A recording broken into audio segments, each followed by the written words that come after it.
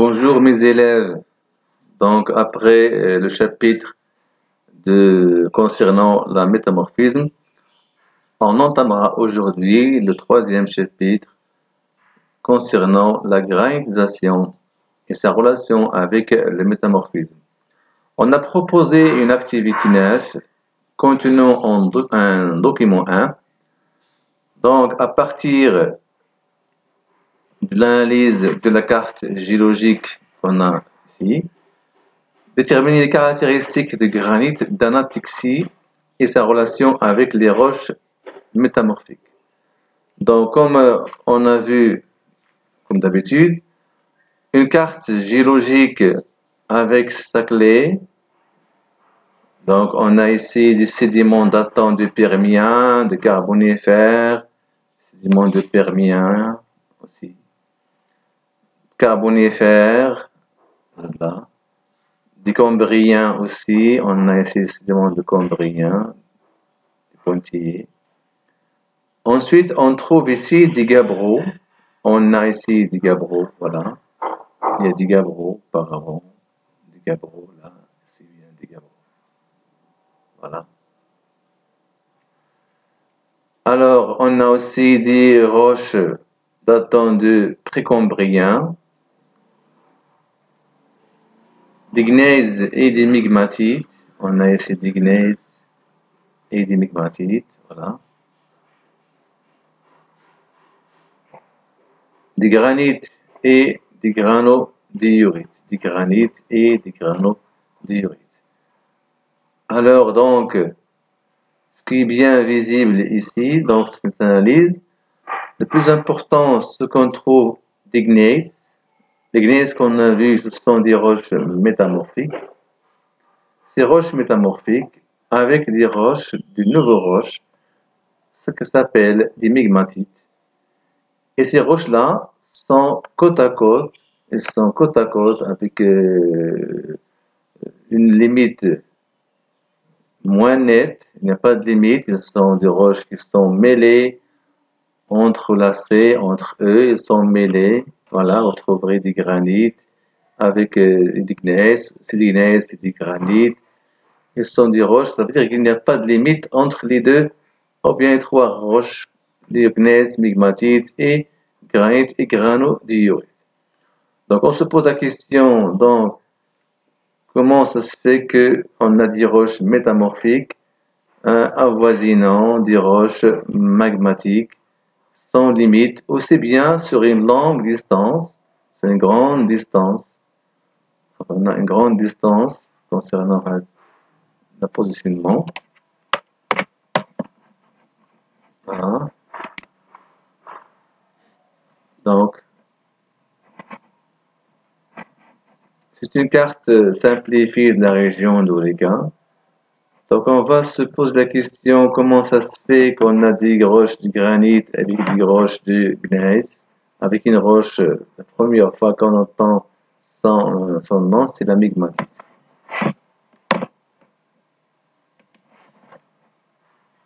Pour être sur les conditions qui ont amené l'existence de trois roches, on va proposer un document 2 qui constituera une analyse, une étude de ces trois roches au niveau structure, au niveau composition minéralogique, et on a déterminé en classe ces deux propriétés de chaque roche. Alors on a le gneiss à l'œil nu, on a vu le métamorphisme, donc, puis on a une roche migmatite, vous voyez bien la différence, et on a un granit d'un côté.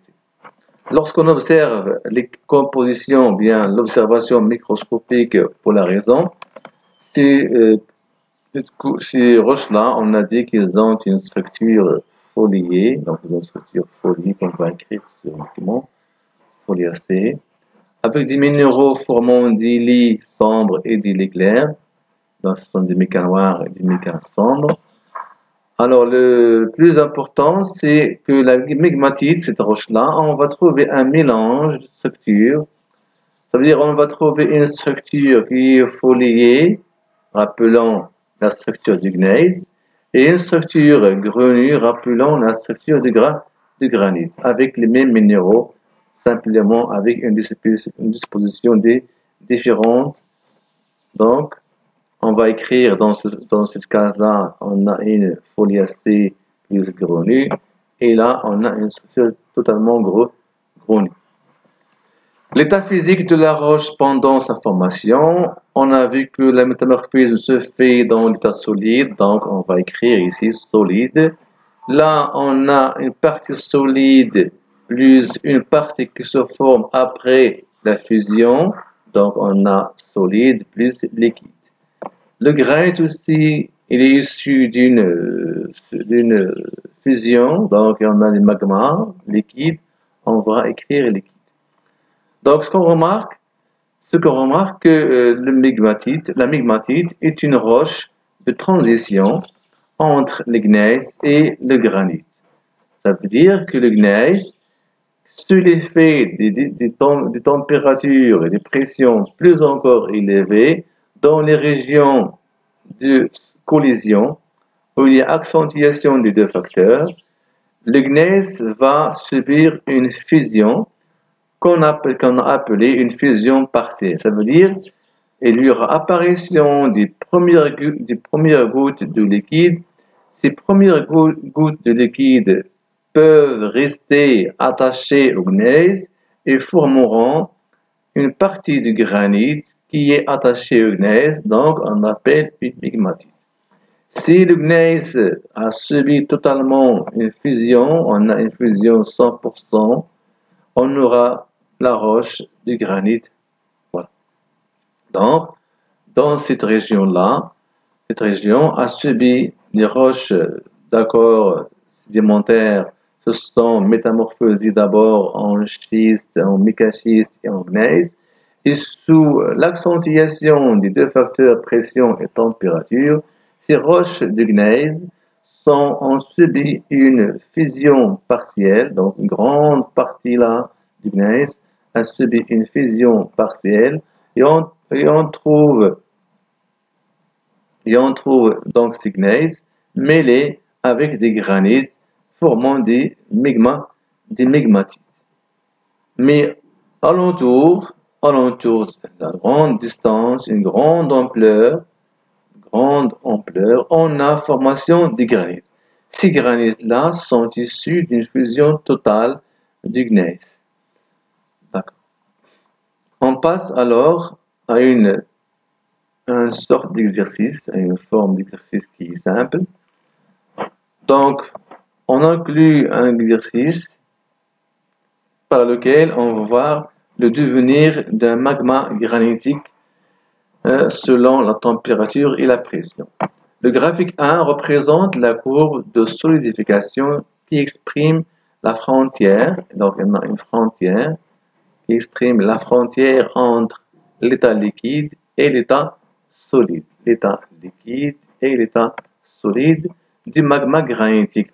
C'est un magma granitique selon la pression et la température.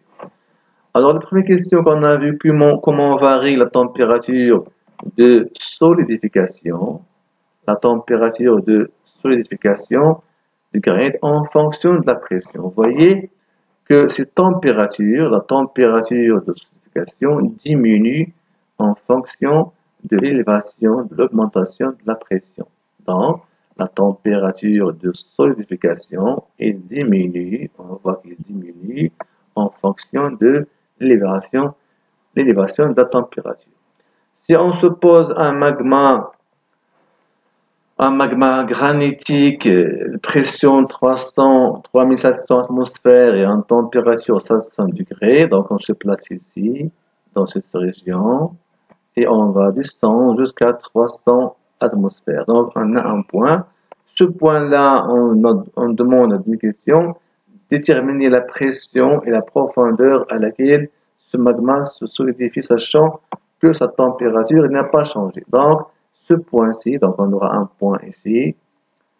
Qu'est-ce qu'on va faire? On va monter sans changement de température jusqu'à atteindre la courbe de solidification et on notera un petit trait qu'on va projeter sur la pression et sur la profondeur. Donc à peu près 6, et à peu près ici 1600 ou bien 1800 atmosphères. Dans des cas exceptionnels, le magma granitique atteint la surface pour donner après sa solidification une roche appelée rhyolite.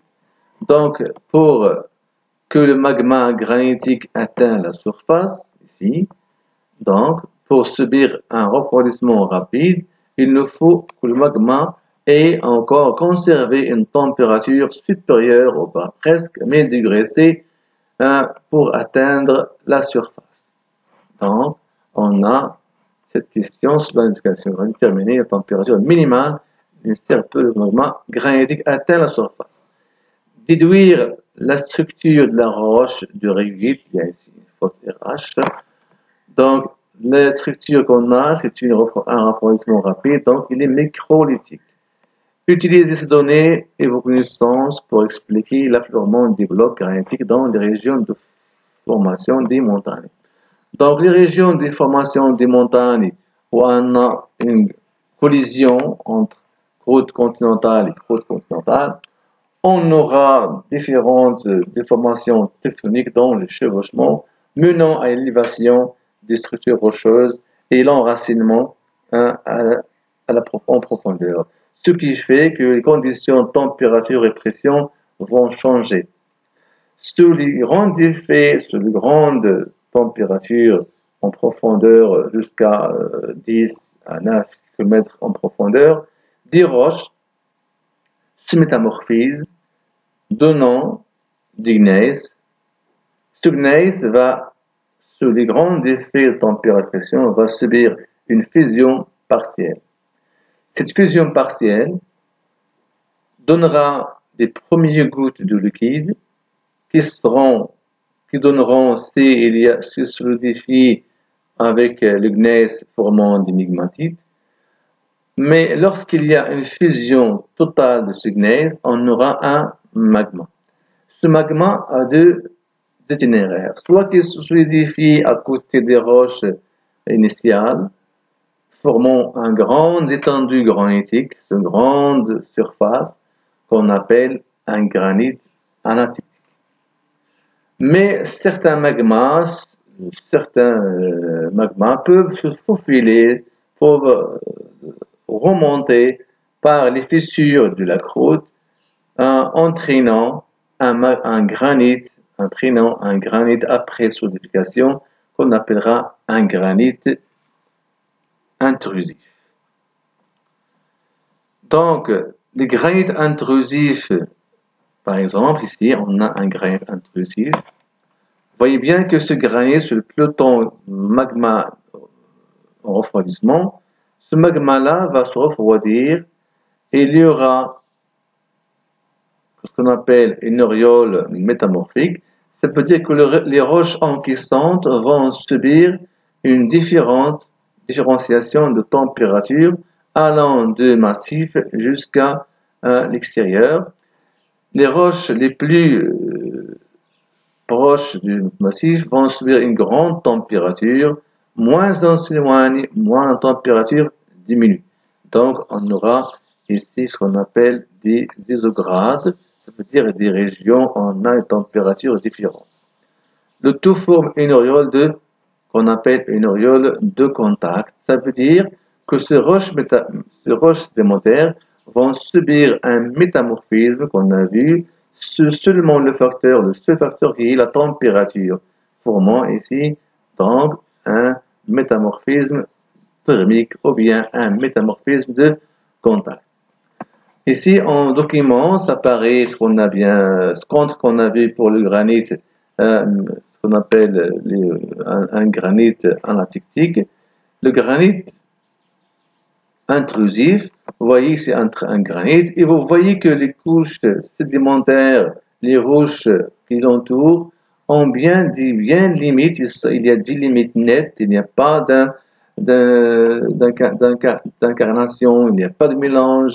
Donc on aura ici une nette limite entre les roches encaissantes et aussi sur une surface qui est faible, Il n'est pas vaste comme le granit d'un atictique. D'accord? Ce sont les deux caractéristiques par lesquelles on sépare un granit intrusif et un granit anatictique. Vous voyez que c'est une grande distance, il n'y a pas de limite nette entre les deux roches sédimentaires et les métamorphiques et bien aussi les migmatites. Et on a entre relation, on a un mélange de granit et de migmatite et de gneiss. Ici, le granit intrusif, non, lui, c'est un peloton. Ses frontières sont nettes avec les roches avoisinantes, avec une surface qui ne dépasse pas les 4 à 8 km. Voilà. Ces granites, soit qu'ils sont granites intrusifs ou bien ils sont des granites anatictiques, ces granites n'affleurent à la surface que s'il y a érosion des couches qui les recouvrent. Comme schéma récapitulatif entre relation métamorphisme et granitisme, on a un schéma ou bien une coupe imaginaire donnant une idée que la région a subi des fortes contraintes, des fortes pressions tectoniques menant à des plis. Ces roches sédimentaires, sous l'effet de ces contraintes, vont subir la métamorphisme pour donner des gneiss. Des gneiss se forment des couches aussi. Ces gneiss vont subir une fusion partielle donnant des migmatites. S'il y a accentuation des conditions, on a une fusion partielle formant un granit d'anatictie. Si ce magma de granit monte à travers en creusant par sa température du filon de granit, ici, on aura un granit intrusif avec une nette auréole de métamorphisme de contact. Voilà, c'est un schéma récapitulatif donnant la relation entre le métamorphisme et la granitisation. Et on a terminé l'unité de la géologie. Et merci.